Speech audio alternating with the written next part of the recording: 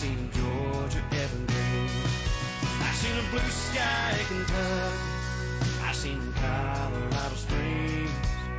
But none of those things are pretty as you. Girl, none of those things are pretty as you know.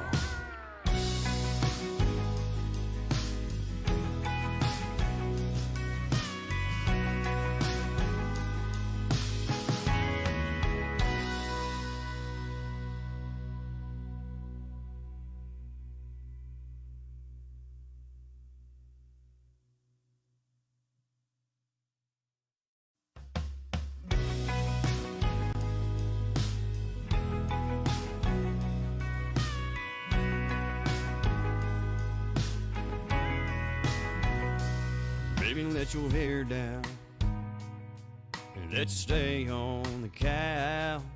Put your head on my chest and don't make a sound.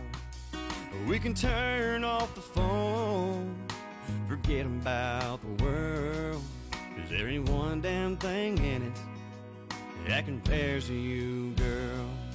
I seen a California sunset, I seen the hills in Tennessee, I seen the beaches down in Florida, I seen in Georgia evergreen, I seen a blue sky in Kentucky, I seen Colorado Springs, but none of those things are pretty as you.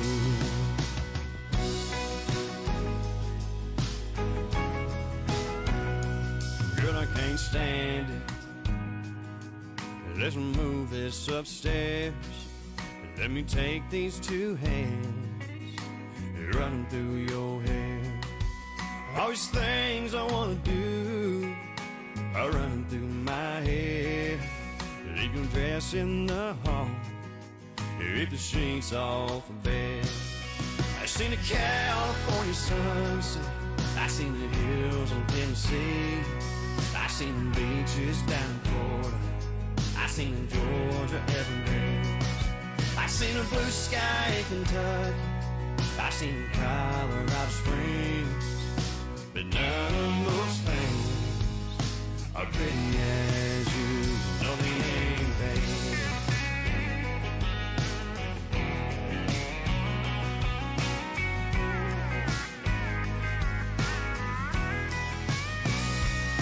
I seen a California sunset, I seen the hills in Tennessee, I seen the beaches down in Florida, I seen Georgia evergreen, I seen a blue sky in Kentucky, I seen Colorado Springs, but none of those things are pretty as you. Girl, none of those things are pretty as you. FretJob, FretJob, gotta get it in for a FretJob. Turn it up on the volume knob. It's time to tune into the FretJob. What's up? Good Tuesday morning, pickers and grinners. Welcome to the FretJob. The FretJob is a live video podcast where we dig into the bones of the guitar world and we talk about pretty much anything with strings that makes music.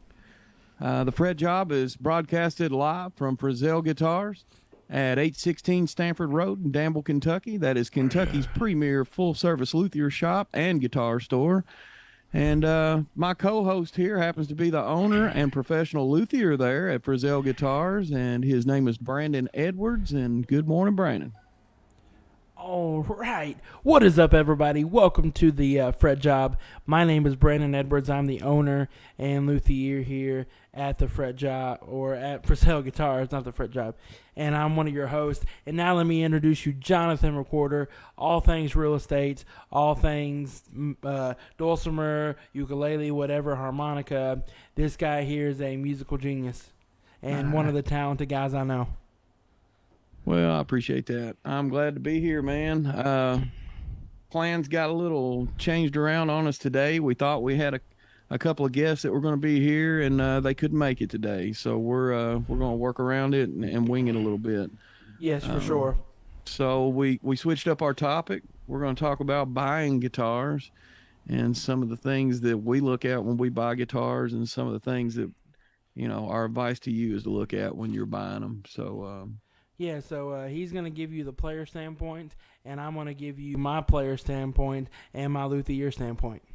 but first, today is, I guess, kind of a little bit of a milestone for us on the Fret Job. That's why we made it work when we had to change topics.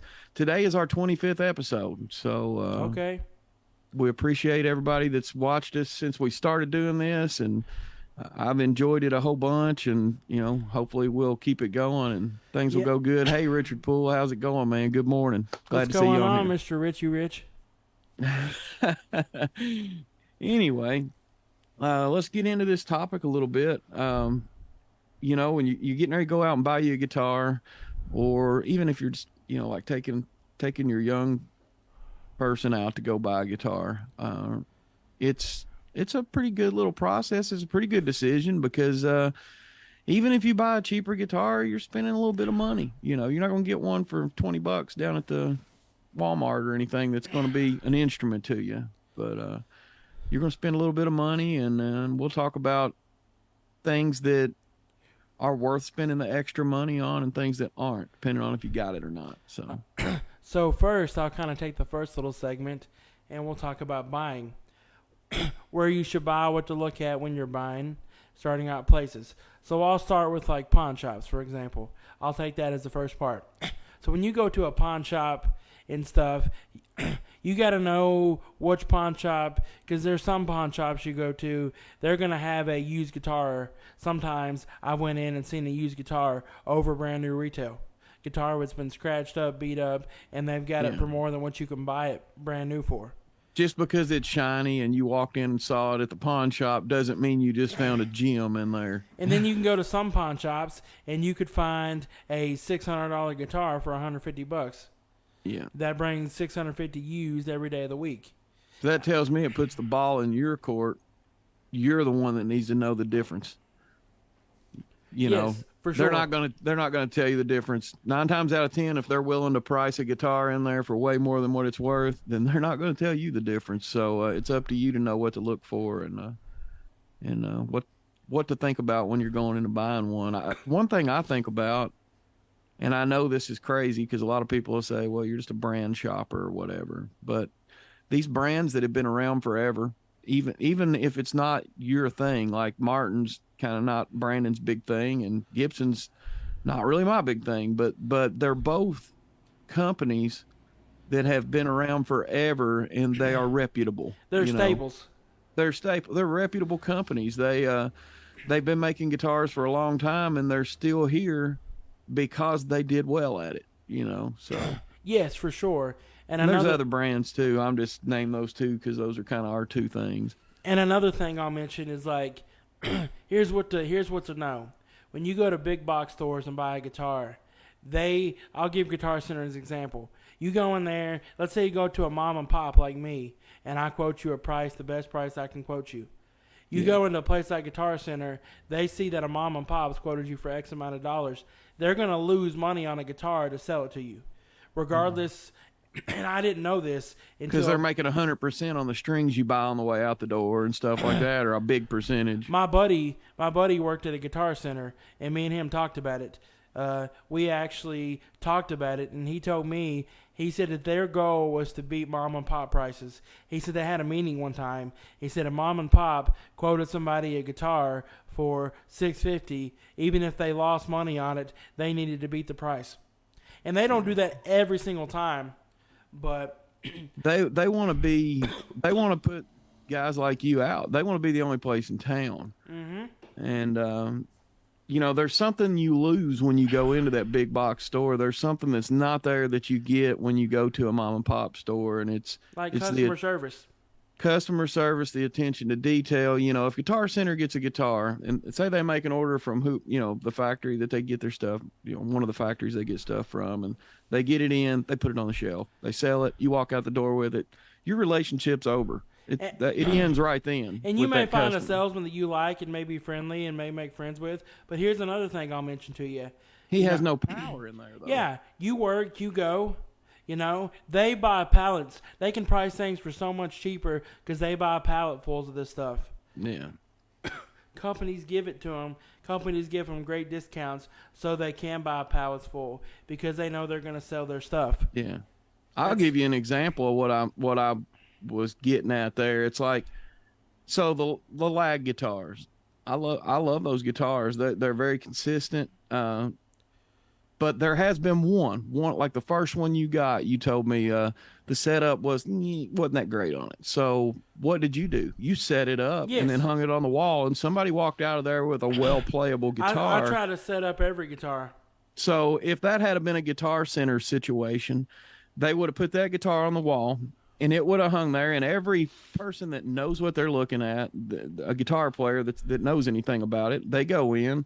They look at it, they play it. They don't play that great. But the person that comes in and brings their 12-year-old kid in or 14, 15-year-old kid in and says, hey, pick one out. He goes, picks that one out because it looks cool. He picks it up, and he's got stars in his eyes when he's playing it, and he doesn't realize it plays like crap. And I'll tell you something here, too, like a couple different things that I'll mention. Like, here's another thing. Richardson almost on all pawn shops price check. Yes. I'm not going to give a name, but I know a pawn shop that had 3 guitars that are over a brand new price that I could go to Guitar Center, Amazon, any major retailer, Sweetwater, and order it brand new, have it shipped to my house. And they've got a used one that's got paint peeling off, it's got scratches all over it, and they've got a price for over new price. It's like, there's some good guys out there that run pawn shops. I know some good guys that run pawn shops, and that's the kind of guys that Richard deals with and that I deal with that own pawn shops. But they're not all like those guys that we know. And I deal with pawn shop guys a lot, some of them are nothing like the guys that that we deal with. Yeah, so don't think that's everybody. And another thing, too, I'll mention, like girls, especially younger girls, and this is not meaning it in a bad way, but like they go into a guitar store with their parents. That's the first thing the salesman's going to go to. They see an easy sell. They see that that mommy and daddy wants to make the little girl into a musician, play guitar, make her into a Miranda Lambert, Taylor Swift, somebody. So they go prey upon that. They capitalize. They prey upon it, and that's why you'll notice that when you see a younger girl with their parents in there, the salesmen go over there, and the salesmen are like, just riding it hard. Yeah. And I've seen it multiple different times. And I think it's one of those things. And you guys let us know what you think your opinionations are and all this. We want your feedback. But anyway, just to the actual meat and potatoes of the topic, like when I walk into a guitar store, I'm not going to lie, even though I play music and I would like to say, I don't look at them for what they look like. That's the first thing I do. I go in and I look around the room, and usually I'm looking to see what the most expensive, nice instrument they've got in there is. And then I go straight to it, pick it up, play it, and then I start looking at stuff I could maybe afford. And this will add to our meat and potatoes. So this is a situation I dealt with the other day. So just because somebody has it on Reverb or eBay listed for a price, that does not mean it's the price it's going for. I can put anything as a price when I sell it. When I go and give you an appraisal or I look for a price, I look for what it's sold for consistently on Reverb, eBay, anywhere else. If I've seen 10 of the same item, let's give an example. There's a Martin guitar. I've seen 20 of them on Reverb sold for the same exact price. Or 50 of them for the same exact price. Pretty much what they're worth. Yeah, what they're worth.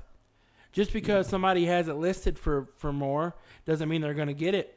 I could list anything for more money, and the thing is you'll see that guitar, it will sit there on Reverb for week after week after week because they're hoping they'll get it. Because people have stars in their eyes when they price things. Well, Granddaddy said it was worth this much, or it's got sentimental value. I'm not meaning that it doesn't have. That's where a lot of people mess up when they're sitting in a music store trying out guitars. They get those stars in their eyes, and everything that looks good to them when they pick it up and play it, in their mind at that moment it plays great to them. And then when they get home and the new kind of wears off, then you start realizing that playability isn't what you thought it was. And I set up everything. I make sure and check it, inspect it, and stuff. And then I even go beyond this.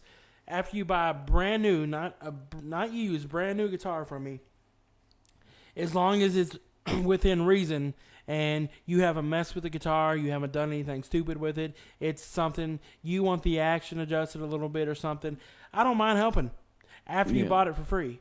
But I don't want you to take it and then mess with it, something, and you want me to is considering that. No, I'm offering that as to help you so you get a good playing guitar when you leave and you don't have to spend that extra money. Yeah. Something I don't have to offer, but I do offer. Playability to me, especially somebody that's just starting out, go in there, grab some guitars off the wall, play them, and actually try to shake the stars out of your eyes and kind of look at the actions, feel of it, feel how it feels to you. And if it feels good to you and it sounds good to you, it's probably something you're going to like. And parents, this is one thing, and even beginners, you don't understand like the setup and stuff of a guitar. I get this a lot, and stuff like ask an expert like me what they would recommend when getting this guitar. And I'm not trying to tell it to you to sell you. I'm trying to make sure your kid gets the most out of what he's got. And if he's got something that plays good and feels good, then he's more likely to stick with it. Yeah. It don't have to be, it doesn't have to be $1,000 plus guitar and to be nice. Yeah. And here's something that I'm going to stress and make a service announcement really heavy with. Please stop buying those $15, $20 classical guitars off of Amazon and eBay. Please stop buying those for your kids to take lessons. Those things do not stay in tune. They have so many issues with them. They are literally made out of plywood, and literally they don't hold a tune. They can't make a chord for nothing. Yeah. Yeah, a classical guitar. I've never owned a classical guitar, but I've picked several of them up. I played a lot of ukuleles, man. It's a little stressful about keeping them in tune, especially when they got new strings. I've had 2 or 3 new students. They come in here to learn guitar, and they have the 20. Well, I paid $20 for this on Amazon special, and then the guitar won't stay in tune, and it's hard to teach. Basically, go hang it on the wall in a cool spot and just let it sit there and look neat. Hang it on the wall. Yes. And I'm not saying this stuff to be mean or to pick on or try to call anybody out. I'm just saying that this is something that I'm educating you all. So is Jonathan. We're wanting to educate you all and to make you understand. And here's something. If you walk into a store, especially like mine, and you say, well, Sweetwater has a better price on this, or blah, blah, blah, blah. Well, sometimes I can't match their price. I can't. The wholesaler, the distributor, I can't get the same price they get, and they buy so many that it's hard to compete sometimes. So you got to understand that. But here's the deal. When you walk in my store and buy it, you have the convenience of taking it home that day and getting something that plays good. There you have to wait for it to come to your house, unbox it, all that stuff. There you get to walk it out of there today. And plus, when you walk into a shop that there's a luthier there that owns it or works there, you don't just gain the instrument and the deal and the price that you got on it. You gain the contact of, I've got this contact now that's a luthier, and from now on, as long as I play music and live around here, I'm going to have this guy I can go to and get answers from and get help with stuff, and that's worth a lot right there, to have somebody throughout your music journey to do that with. And here's something else I'm going to mention. And you guys, once again, your feedback and everything, I want you to tell me something. Or I don't want to tell you something, but I want to say something here. When you're taking your guitar to get repaired and stuff somewhere, this will be added to our topic here. Make sure their credentials. There's a lot of places out there, and I'm going to say this is because I get things in. It is they know how to play guitar. They have a wide guitar knowledge, but they don't know how to fix guitars. But they get up and they think, well, it's extra money, so they're going to fix guitars, and they have no experience in fixing guitars other than maybe a basic setup. And then they get too deep in it and stuff, and they get way over their head, and then it ends up costing you to go somewhere else. Yeah, I've just seen it a lot here within the past 3 months or the past couple months. I've seen a lot of people. Well, I took it I'm not gonna throw anybody, but I took it a blankety blank, and they just said that they got too deep. Here, fix it. So now I want to kind of scoot it up a little bit for people that do know a little bit about guitars, because it's not like, I don't just want to give this episode to only people that have never bought a guitar, that maybe Yes. people that have been buying them for years and years. The things I look at, I'm going to talk strictly from an acoustic point of view for me, but when I go in to look at a guitar myself, after all these years of playing and buying them, I look at the woods. You'll start to get accustomed to what the sound that you like out of a guitar, and you'll realize that the sound that you've always liked, like, wow, over the years, you'll start to realize, man, every time I get that feeling that I love the sound of that guitar, I realized over time, every one of them had a rosewood back and sides or a spruce top or whatever. So, that's the thing that if you like that haunting sound with a lot of sustain, and if you like that kind of sound with a good bassy sound that has real crystally highs, go for rosewood, or that type of wood. And if you like balanced stuff that's cuts through when you play in a band or whatever, go with mahogany or maple or something. But those are things I look at too. And like your amps and stuff, like you're buying an amp, I'll talk on this since he's El Acoustic. No, but since we're talking about amps here, and he can probably answer some of this as well, because it's kind of the same thing, principle. Test out an amp when you buy it, because once you buy it, you're kind of married to it. Especially some places, make sure you truly think this is what you want when you go to buy it. I've seen guys. Amps are even worse than guitars about being able to go out tomorrow and get your money back. Yeah, so like here's something. Like I'll say this. Like I had a guy buy an amp and it was not the quality, and he played it, thought he liked it. Well, he didn't test it very much, and I telling him to test it before he bought it. Oh, he said he liked it. He got home, and the next day, he knew that he couldn't get a refund, but he just didn't like it. So I offered to trade him back on something or whatever. But he found out that amp just didn't get the sound he wanted. And now, since he didn't test it long enough, now he's married to it. Now he has the point of trying to resell the amp online or try to find some way what to do with the amp. Yeah. Yeah, and he's a retail guy. He bought it at retail because he's a retail customer. And a lot of people don't realize that, it's kind of hard to come back and say, well, I decided I don't want this, give my money back. That's kind of not how it works whenever you're this is not like a big box a store retailer. where you can do that. Yeah. Yeah. Like it's tough. And I'll say this, and I'll answer on this because people ask me this all the time. Why do you say no refunds on anything in my store? Is because this is why, and I hate to be that way, but I sold somebody a brand new guitar, brand spanking new.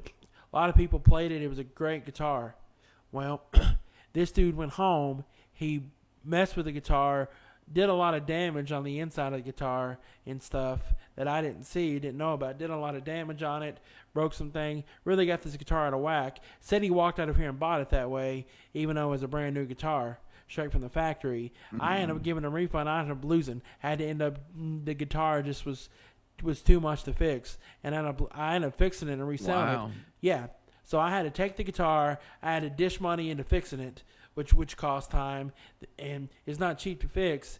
And then I had to price the guitar down because it had some defects that was not one left. So therefore, that's you hate to say that. And really, when you go buy a guitar, you need to look them over super good, man, because it's the stars in the eyes things. The same thing with that. I mean, people get in there and they see how pretty it is, and they don't realize that the binding's loose down here or something like that. Then they leave.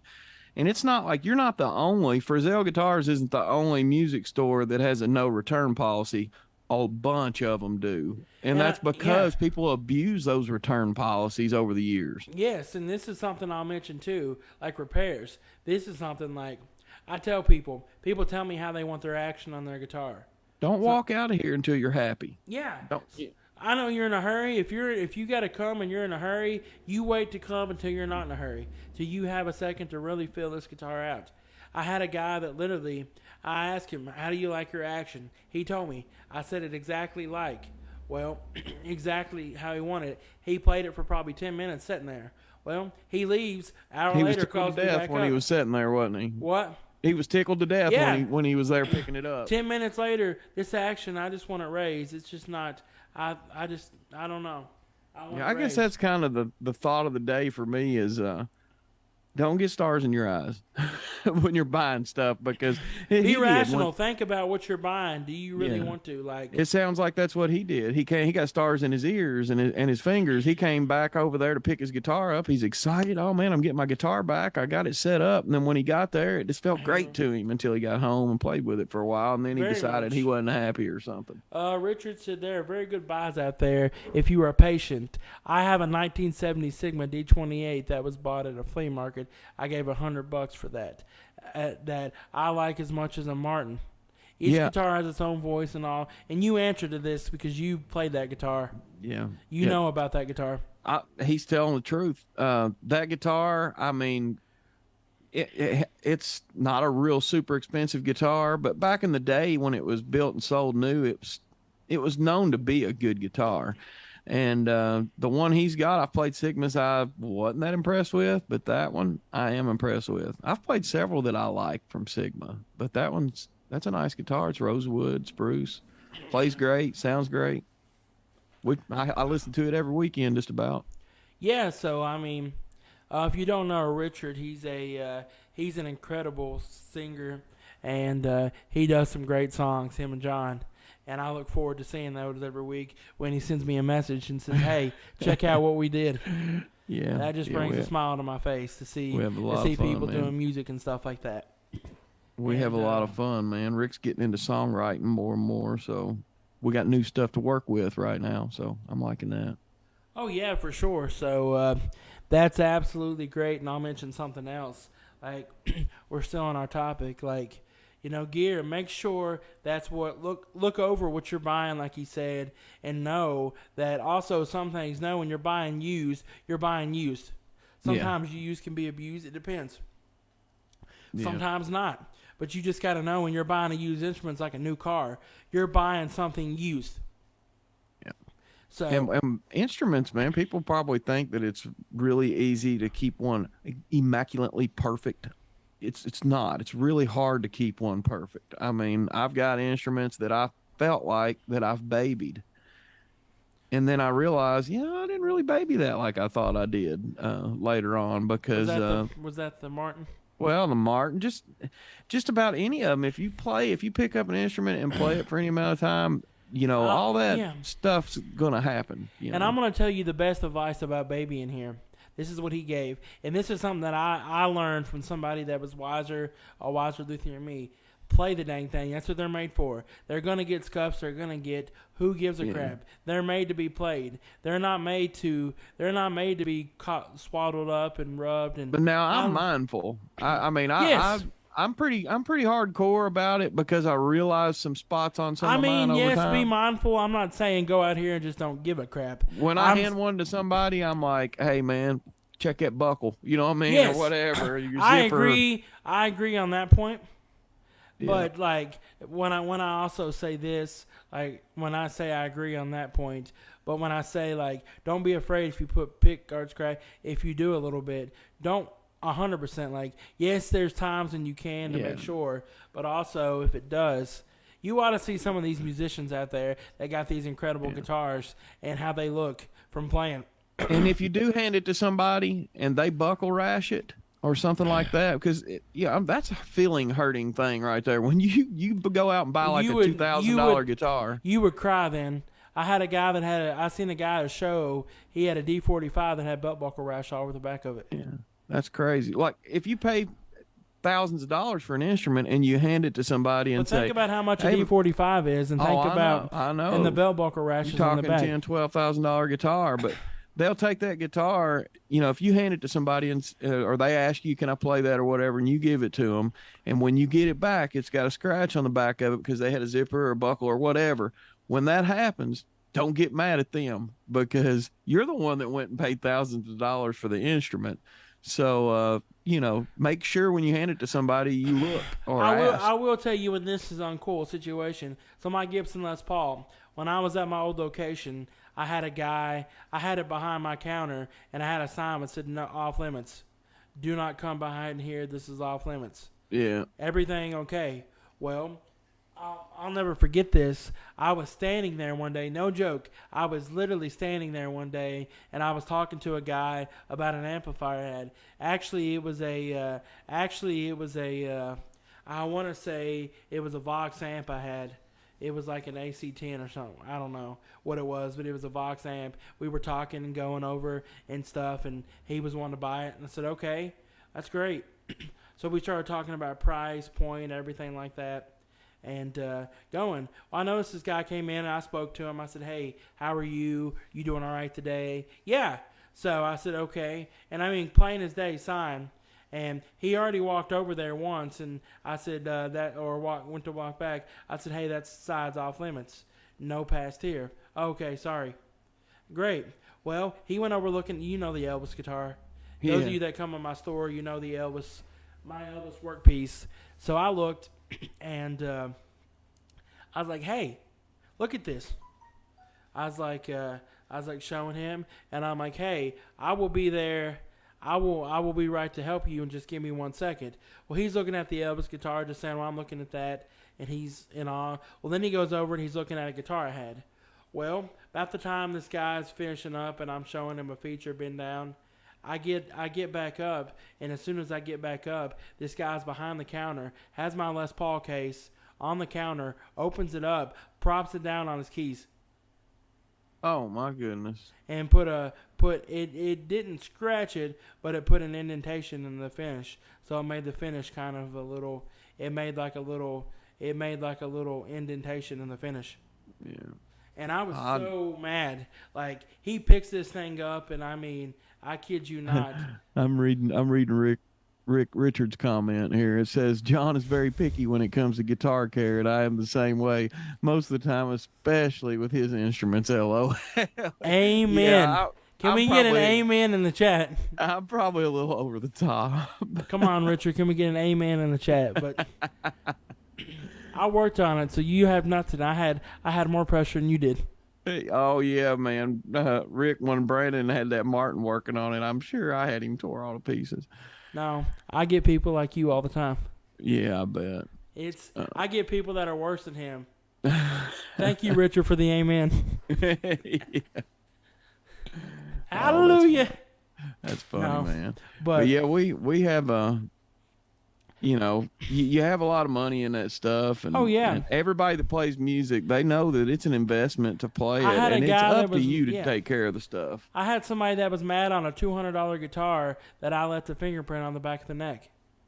That's craziness, man. It's I hurt my own feelings. The worst I've ever had my feelings hurt on an instrument that got damaged for me is my little Pono guitar. I paid $1,500 for that guitar. I brought it home. I start playing it. I've had it for like 4 days, and I drop my capo and it hits it. Bam. It put 3 dents in the top of it. 1 drop, 3 dents. I'm going to try to steam them out of it maybe. I can, yeah, so I'll tell you, and you guys are going to be like, I don't want to take my guitar back to him now. I'll tell you a story. So this is something, and this has been before here. When I was living in Nashville, which I got it fixed and taken care of, and it was no problem. But I had I don't remember what it was. Oh, I had a wire rack. I was doing repairs out of my apartment, and I literally on my countertop was doing a repair, and because I needed a full workbench. Well, this is where it gets interesting and fun. There was like a little opening cupboard area, and I had a metal rack, a little small metal rack, and all it was for was toothpicks. Is a metal toothpick holder. Well, anyway, I did something. I went to grab a toothpick out or something, and it slipped out of my hands, and it dropped. The metal dropped on this guitar, and it put a crack in the finish. Wow. Which I got it fixed, where the That's crack was awful, gone, man. but still, it literally tore me up. Oh, I guarantee it. That'd tear me all to pieces. And this was like 2 months after Luthier school. So this was like fresh out of school. Stuff's going to happen, man. I was just, and here's another one I'm going to tell you. My teacher told me this, and this is something funny. So my teacher, Dave, he may tell me later if I'm telling my story wrong, but Dave Johnson, Scale Model Guitars, I think he was working at Carter's at the time, Carter Vintage, and he was on a bench, and he had he had like a first year gold top, and you know how much those are worth, and he accidentally took some of the gold off. Oh my goodness! And something like that. I don't remember. He said he fixed it, and where it was never noticeable. He fixed it where it was perfectly fine, but he said for like 2 minutes, he said he literally felt like he was just gonna. Like the world was just falling down. Yeah. Oh man, especially if I was in a luthier's shoes and was having to work on something that was worth tens or 20s of thousands of dollars or whatever, I would be absolutely nervous.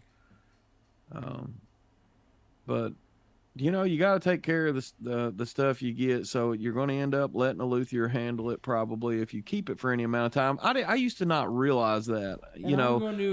I used to think that you wouldn't have to have them worked on unless you broke them. But man, they just wear. And Bucky Bryan says he made a comment on one of the things I posted, not on here. He made a comment on the actual post. He said, "I commend you, Brandon Edwards. Spent 19 years working in customer service for Kroger. I think I might have seen every trick the public would try to deceive on all levels. You couldn't pay me $75 an hour to return to that type of job in any capacity. Your work ethic is impeccable and your quality service is top notch." Well, thank you, Bucky. I think a lot of you. Thank you. That's a great comment, man. But that'll I tell make you feel good. I'll tell you this, and I'll let a secret. There was a couple weeks ago, I'll tell you a little secret, that I called my mom and said, "Where are you?" I said, "You need to come to the shop. I need to get away from here for about 20, 30 minutes. And literally, literally, I'm standing outside, and literally I said, "You just need to get me away. Don't say a word." Where I've literally been like so mad, and I'm not saying, but people can be cold-hearted.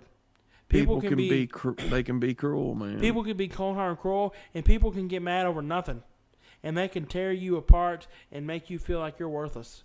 And they can say, and it is so hard as a consumer not to want to get mad and angry back. And I don't.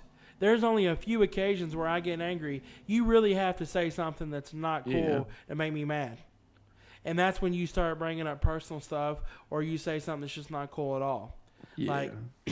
Like I'll give an example. This guy, I think he got ran out of town, but I'll tell you a story that I've never got mad before. But this is one time where I really got angry, and my dad was probably more mad than I was. And you'll understand why I say this is because this guy called me at like 2:00 in the afternoon and said, "Hey, I'm gonna be there in about 30 minutes. I'm in town for a business meeting. I've got to go. I'm going to come to your store."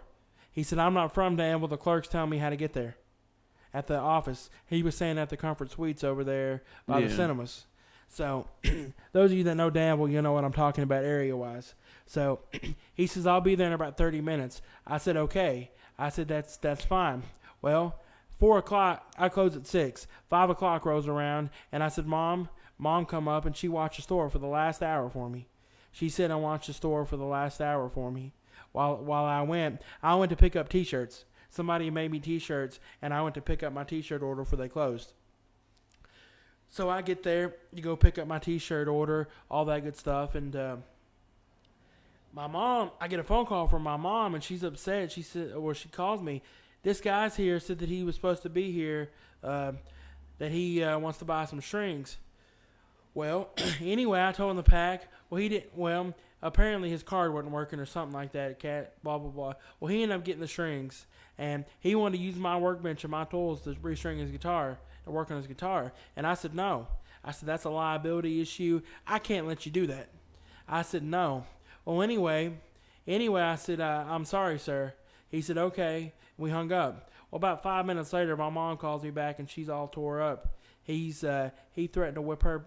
He threatened to whoop my butt and her butt. Called her called her Yeah. some names I don't want to say. That Yeah. if your mom was called that, you would want to go swinging.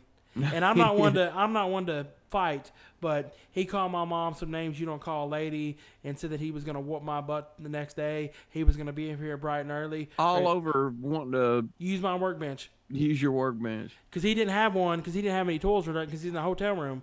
And he said the next morning, he called me, and he talked to me. He said, the next morning, you better be here, because I'm going to be here as soon as you get here, and I'm whooping your butt across this parking lot.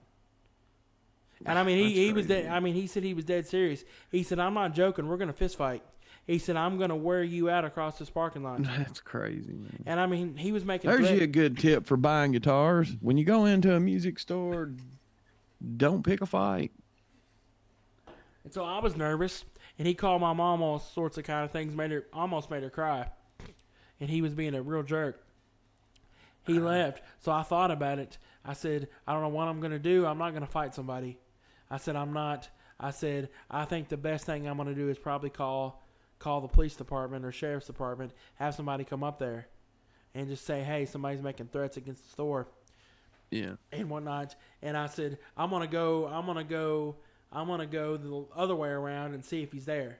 And if he's there or whatnot. And so I think I ended up calling a sheriff's deputy or something. I don't remember what I did. But they came up there, and he never showed up, though. Of course not. But the principal was how angry he was and stuff. And, like what possesses you to talk the way you talk like that and to act the way you act? Like, that just doesn't make any sense to me. No. Like, you're treating somebody that way, and like. So don't get that excited about buying guitars. And here's another guitar buying tip that we're going to throw in. Remember, at the end of the day, when you walk in these stores, these people are human beings just like you are. Remember, they're trying to make a living. They're trying to do the best they can to survive, and they're trying to work hard. So remember when you walk in, how you treat them and how they treat you and stuff like that. That makes a big difference. Yeah.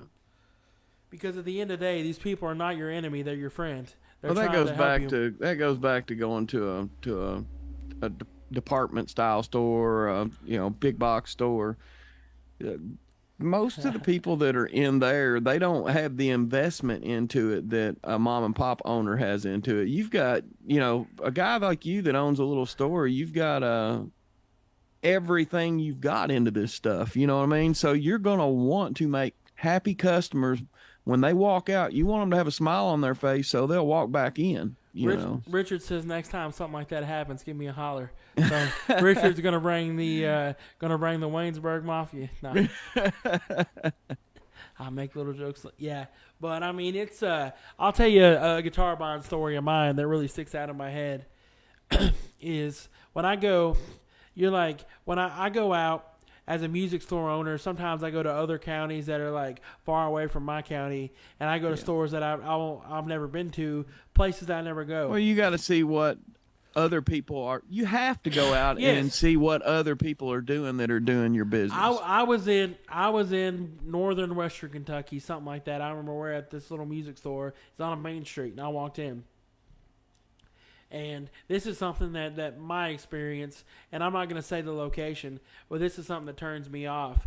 And this is something that I'm going to say to other music store owners right now. If they're watching,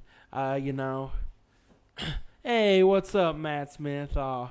Thank you. But I walked into a music store, and I literally kid you not, as soon as I hit the front door, walked in, nobody said a word to me. Didn't have on any of my store gear, nothing, just normal. Nobody said a word to me. I looked over. Finally, I went and asked the guy a question about a guitar, and I said, what do you got on this one back here? Oh, I don't know, really hatefully and really ugly sounding. Then he went back here and he said, well, this is the bottom dollar I'll take. Blah, blah, blah, blah. I mean, he went through like a long list of stuff, and he just was super rude. Well, every time I asked him something, it was like I was a bother. It was like he had a very ugly, nasty attitude. Then I watched this girl. I watched this girl come in with her dad come in with his little girl and say, "I want to get her guitar." Oh, and he was just like running her down and stuff and being like talking nasty things about like, "Oh, well, you want to get her this, oh, is she going to be the next Taylor Swift? Just like being real rude and being real ugly. Yeah. And it's like, there's no point in that. I've seen not just guitar stores, I've seen a couple stores that have had that kind of mentality. Or not really have that kind of mentality, but just have that kind of attitude. And Well, I'll tell you what I think happens a lot of times is I think a lot of times people that have been doing it for a long, long time, they just get used to the revenue that they make. They've got plenty of customers or whatever, and they just kind of let their guard down on customer service and quit trying as hard to retain repeat customers. And Matt Smith, I'm stupid for you, so. If y'all don't know what that is, that's a song I wrote, and he's quoting that. So, but yeah, some of the things, playability. Pay good attention to that when you go in to buy a guitar. Make sure it's got that sound you're looking for and suits the style of music you play. You want to read that comment there? Because and can we get an amen in the chat after that one? God is great. Guitars are good. People are crazy. Appreciate that, Jim Amen. Mulaney. That's the truth, man. That is. I mean, I tell people stuff all the time. I mean, people ask me all the time. They're like, how do you have such a how do you deal with the public yes. and have that kind of attitude? Yes, for sure. So, so Matt Smith, his brother used to be a legend on guitar. I don't know if his brother still plays guitar, but I remember his brother was one of the reasons I got into guitar, was Matt. His mom used to babysit me when I was younger, and his brother used to come in there and play guitar all the time. Oh, yeah. And he was kind of a reason I like guitars, because I always seen him playing a guitar. He was one of the people I got to see play guitar, and I always thought that was super cool. Yeah. And I like guitar, and that kind of sparked my interest even more. Yeah, it's funny how that happens, man. I mean, when I was a kid, I never really played I never played the guy's guitar, but there was a guy, Stephen Carpenter. He would come down to my uncle's house, and he had that little Martin Stinger Strat copy that he would play, and I was just enamored by it, man. I couldn't get enough of just being in the room with a guitar. That way, I could check it out, look at it, listen to it, and hear them talk about them. I mean, that's what gets people going, man. I'll tell you what, this is something that really makes me laugh from time to time. And that Les Paul is super nice. What makes me laugh from time to time is I'll never forget, you play harmonica. Yeah. And I had a buddy of mine one time, he played harmonica. Well, he's playing harmonica, and they gave him the top bunk. We were someplace, and we were at some kind of musical like camp or festival. I don't remember what it was, but he was on the top bunk, and we were playing some 12-bar blues. I had a guitar. He had harmonica. Well, we heard some cricking. We didn't know what it was. Well, about a couple seconds into him taking a harmonica solo, the top bunk collapsed, and he went falling through. But this is where it gets funny. He landed in the bottom bunk, and he just kept playing. That's crazy. Want to know if he's sore? We finally quit. Are you okay? Glad you wasn't in the bottom bunk under him. That would have been bad. Yes. Richard says, I usually just walk out if I'm not greeted well and helps in an orderly fashion. If they don't do that, they don't need my business. That's the truth, man. And that's anywhere. I walked into a place here a couple weeks ago, and literally the guy behind the counter something for my car. And normally I go to a certain car store, but this place is the only place that had it. And this guy was just super, super mean. Yeah. And like acting like I was an idiot. And like, really, dude, like, just quit. Like, I'm not meaning this in a bad fashion, but just quit, man. Like, don't belittle people. Like, this is going to be one of my famous sayings of the day, for y'all's week, is remember, you don't know what somebody else is going through, so try to be a light in their dark world, because you don't know, because somebody could look okay on the outside, but on the inside, they could be struggling hard, and you could be the only reason they smile that day. So just remember that. That's a fact, man. That's a fact. And, everybody has a bad day. And also, another thing on buying stuff, remember, some guitars have price fluctuation. Like some instruments and gear, they don't have a set used price. Sometimes their prices have went up and down, up and down, up and down. It's really hard to set like a set price. Well, it's like if you say you go into a guitar store, say it's a store that sells used instruments, and you go in there and there's two of the same model of guitar hanging there, and one of them's higher than the other one. Or you go into two different stores in the same time period. You know, you go to a couple of music stores, and both of them, they got the same model hanging in their stores, but they're different prices, used guitars. Condition has a lot to do with how people price used guitars too. Yes. So pay attention to condition. It's not always stuff you can see either. Sometimes it's a warped neck or something like that. So, and I'll tell you this, like, know what to check for. I had a guy, I love him with all my heart. Yeah, what do you look for? Tell me the top things you look at as far as condition goes. That's a great answer, because I've been needing to mention that and I forgot about it. So the top thing when I go look at like, and I'll be honest with you, I looked at a guitar the other day, and it needed a mountain of problems. It had, the frets were bad on it. One of the pickups were not working. And I mean, it just had scratches all over it and stuff. And the nut had a chip on it. And I'm just like, hey, this is what I'm going to offer you. And they had it for the full retail price if it was used. The full used retail price if it was mint. And I just told them, I said, listen, they asked me, I don't normally say anything, but they kept pushing me and asking me, they said, hey, do you want to buy this guitar and buy it? Come on. They kept pushing it on me. And I'm like, no. And they finally asked me, they said, well, why not? Why don't you want this guitar? And I told them, I said, you want too much for this guitar. And I said, the condition it's in, the price it's in, and everything, you want too much for it. And I'm like, I could go to Reverb right now and get one for cheaper and have it dropped off to my door.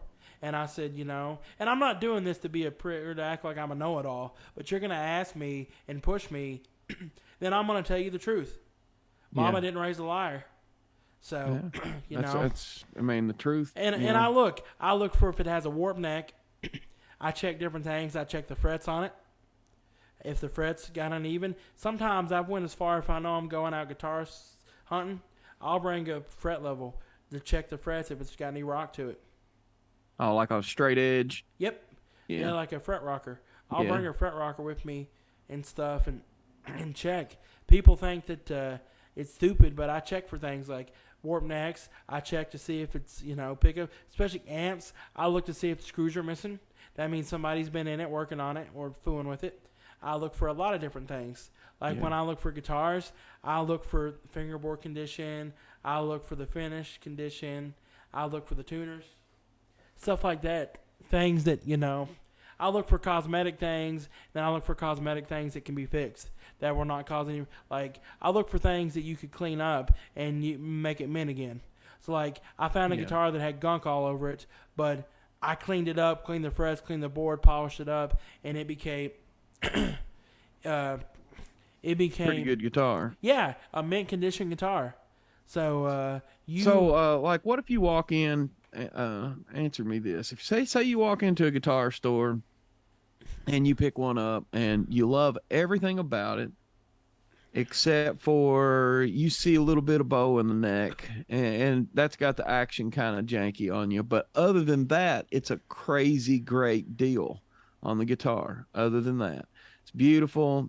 It's going to have great tone. It's just kind of got a little bow to the neck, and the action's not that great. Do you just pass on that guitar? Or no. I look at it. Depends on, I see if it's a set neck, even a set neck electric, or an acoustic. I look at it to see how the action is. If you adjust the truss rod, how much is it going to fix the action? And I look for stuff like acoustic guitars especially. I look for belly bulge. I look for bridge lifting. I look for neck resetting, because especially on a lot of your 400 to 500 ranges, sometimes they get so bad that they just need a neck reset, and you can't it's not practical to neck reset a $500 guitar. Yeah. And stuff, and there's guys out here that will do it, but I just don't think it's practical for that. Yeah. And stuff, and so don't just pass on a great deal because of that. Maybe this goes back to the value of being a mom and pop consumer, because you get the relationship with the guy that does know what to look for. So say you go in there and your dream guitar's hanging there and it's got that little bit of bow in the neck and the action's not great. You have the ability I'll tell you a to prime ask example. somebody. I'll tell you a prime example. Great friend of mine. We became friends because of here. He comes in here and he found a guitar he really liked somewhere northern Kentucky, past Lexington. It's like 45 minutes past Lexington, northern. Yeah. He went to this music store, and the salesman, the guy there, whoever, sold him this electric guitar. Okay? Sold it to him for $250 over a brand new price, and it was used. Had scratch over a brand new price. He could have ordered it on his Amazon and had it free shipping to his house. Then on top of that, they told me action, everything was great. It was a solid piece. Well, he was like, got it back, and this was a set neck electric guitar. Okay, I lowered the action down on that set neck because it had an adjustable bridge to lower the action down on it. I had it low as it could go with the proper truss rod adjustment in it, and it was still high enough where I could stick my phone underneath it. Wow. It's because it needed a neck reset. It had some bad issues with it, and the truss rod was loose. Like you could hear it rattling. And they sold it to him that way for over and said it was in great shape and everything. He went to take it back. They wouldn't take it back from him. They told him he stuck with that piece of crap. Wow. To his face. Wow. So they admitted to selling him something bad, and then they told him that they're not taking that piece of crap back. That blows my mind. Yeah, it does. So what about Richard's comment there? That's something to deal with you guys. Where at? He said, remember the used at Guitar Center we looked at used was higher than the new. Same exact. Oh yeah. That's a good example. I don't see that comment. Oh yeah, I do. I just had to scroll down. Yeah, remember the used at Guitar Center we looked at? The used was higher than the new. Same exact item. Used was an earlier manufacturer, but they couldn't tell us why. Well, I think I ended up getting the answer on that. He's talking about a day we walked in Guitar Center and they had two Breedlove ukuleles, same model, same everything, and the used one was higher than the new one. And I think the reason is when somebody brought that used one in there and traded it in, it was well before the new one was manufactured that was hanging beside it. And the prices had went up on the Breedlove ukuleles during that time period. And they had to sell the used one based on what they had allowed for it on trade-in. It's probably still hanging there because they're never going to, they need to move that other one somewhere on the other side of the store. That way you don't see the new one and the used one right next to each other with the prices reversed on them. But yeah, I remember that. I'll tell you, I went in Guitar Center like a couple months ago, and they know me in there and stuff. And I went in there, and not like a lot of their acoustic guitars, man, the action was way out of whack, and none of them were good feeling guitars. They all had some of them had mountains of issues on it. Every time I go in there, I am lucky to find two guitars in there that play and sound to suit me. I'm lucky. And here's something else I'll say. Like, I went in there, and that makes me like super mad is like I found a really nice Martin used acoustic, and this was a D18 used acoustic, man. This thing was rougher than a night in jail, and they wanted mint price for it, and stuff. And come to find out, one of the salesmen accidentally paid more than what he should have paid for it, like $200 more than what he should have paid. So now to make up for it, they got to price it for higher. Yeah. That's not where I look first for an instrument. It's just not. And here's the thing too. Like me, I offer if you're looking for something specific, I could try to help you get that in or find it for you, use wise, resource wise. So come see me. Yeah, and I may be able to help you find something like that. No avenues, be able to get you one for a good price. Yeah. Yeah, Now, that's just because it's not hanging on the wall doesn't mean you can't get it. I know a lot of people like to play instruments before they buy them, but man, use is tough. people are starting to order instruments more and more as time goes on and And buy them sight unseen. So they need to bring back coming to the store. I know a lot of people order stuff, but I mean the thing is like sometimes you can't compete with these online prices. These people don't have overhead to pay. They don't have to pay for. They don't have they're to not paying rent.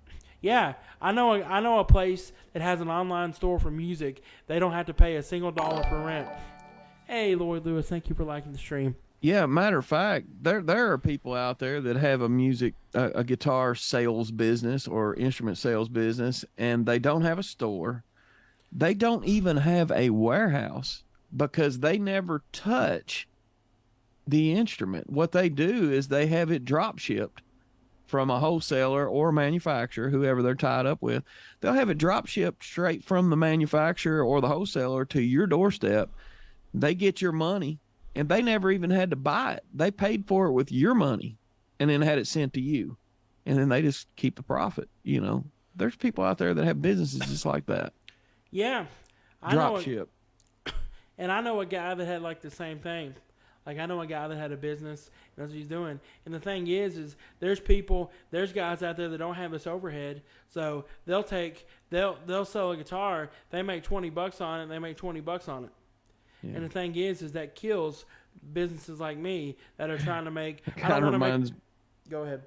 It reminds me of the gas stations that sell their gas cheaper than anybody else in town, and then they just make up for it when they sell their cigarettes or their pops, and stuff like that.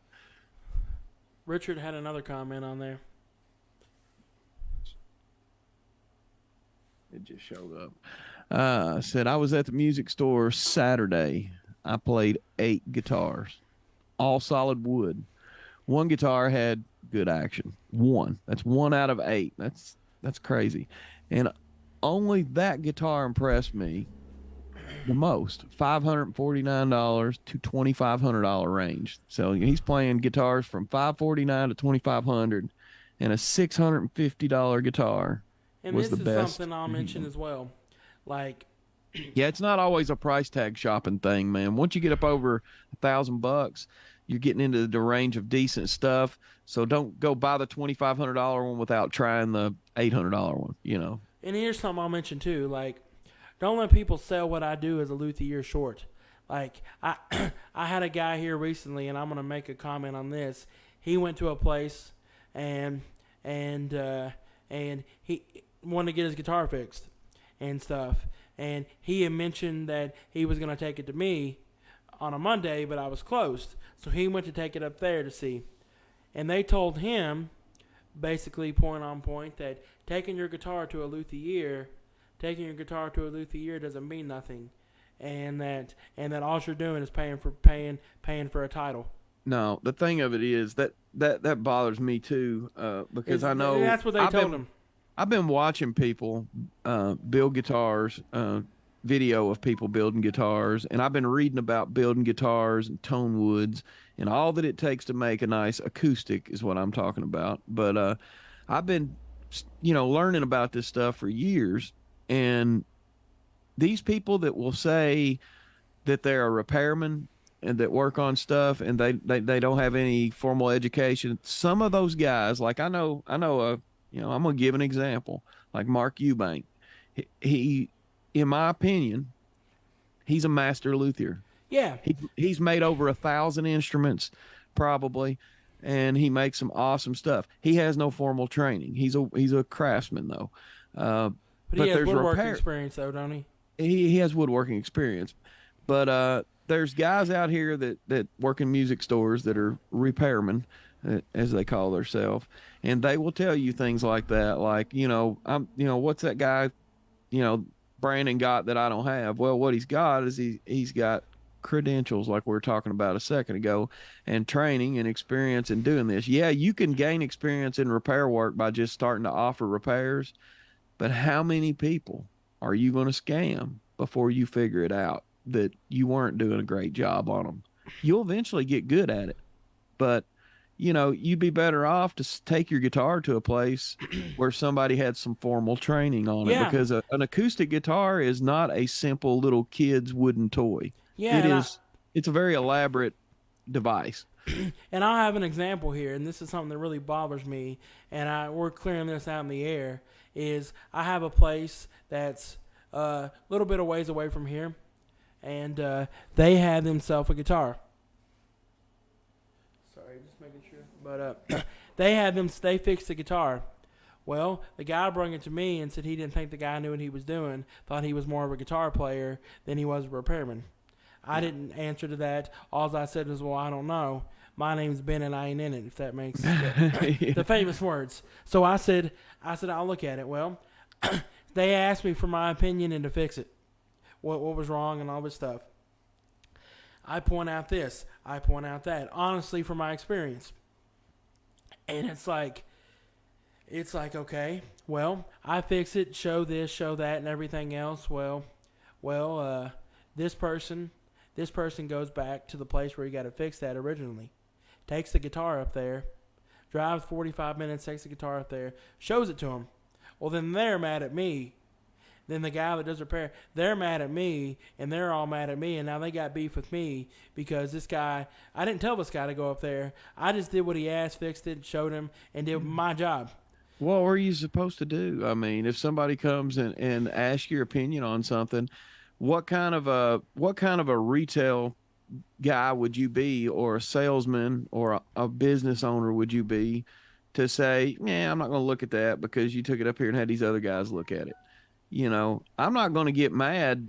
If I owned a guitar store, I wouldn't get mad at whoever it is because they stopped in another store when they were in a different town. That's Yes. that doesn't bother me. I mean, I stop in every time I see a music store, because you may find a treasure. You never know what you're going to step into. But it's not a good thing to down other people's credentials or their business, like that guy saying, what's a luthier got that I don't have? You're just paying for a name or whatever. I mean, here's the deal. They may have a big fancy dangling store. They may have money to have like guitars from the floor all the way up to the ceiling. Yeah. I may not have that kind of. I've got a decent amount of guitars in here, but I offer something just beyond being guitars. I offer knowledge, skills, experience, and I offer so much more. Yeah. And it's never going to gain you customers to down another person's business. It may cost them customers, but I don't necessarily think it means it'll gain you customers. You know what I mean? Or anybody, is for that matter. And I don't ever talk about any other music store around. No, we've never given a name or anything. And I don't ever talk about, even the store people come in, I don't say, well, don't go to such and such, never go to such and such store. I don't say go. No, I think actually it's the opposite with you, because I've been in your store before and watched the owner of another music store walk in, sit down, and chat with you and your mom and me. Yeah, and something I'll say is like, why would anyone pass up an opportunity to win a new customer? Is what Jim Mulaney said. Yeah.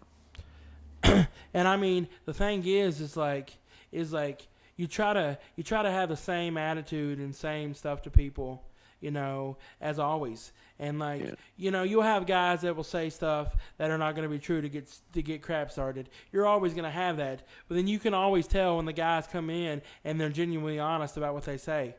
And you can tell they're not just starting crap. They're actually being truthfully honest. Because you can tell, because they're going to be a lot different than the guys that are starting crap. They're gonna be. You can just tell they're being honest. Yeah. Like the guy. I'll tell you what'll run me out of a store in a heartbeat. Yeah. If I go into a music store and immediately, it's like, say I go in and I make a comment about an instrument on that I'm looking at, and I think there's something great about it that I like, and I'll say something about it. And then sometimes I get the vibe in a store that the guy thinks I'm an idiot. right out of the gate. You know what I that's mean? the same thing I was mentioning earlier. Like he's really Yes. smart and knows everything, and that I'm some kind of dummy because I'm the consumer and he owns Yes. a music store that, or whatever. That is something that I don't like either. Like, I don't want to feel that way. I had a guy probably about 3 months ago. We traveled. We sometimes on Sundays or Saturday we travel. Well, anytime there's a music store and we're somewhere that's not close to home that I've You're never gonna been check it to. out. Yeah. Well, Dad always is like, go check it out. Go in, see what they got. We stop. So a couple weeks ago, I got to this place, and I stopped, and that was pretty much, that was pretty much it. He acted like I was an idiot, but Yeah, but, that's the way a lot of them are, man. well, we are going to end today's stream. Yeah, man. We've had a great one. Thanks, Dave Schumfield, for the intro music. Thanks for everybody that tunes in and watches. And you can check us out next week on the Fret Job. I'm Brandon. I'm Jonathan. Y'all have a good week. Thanks.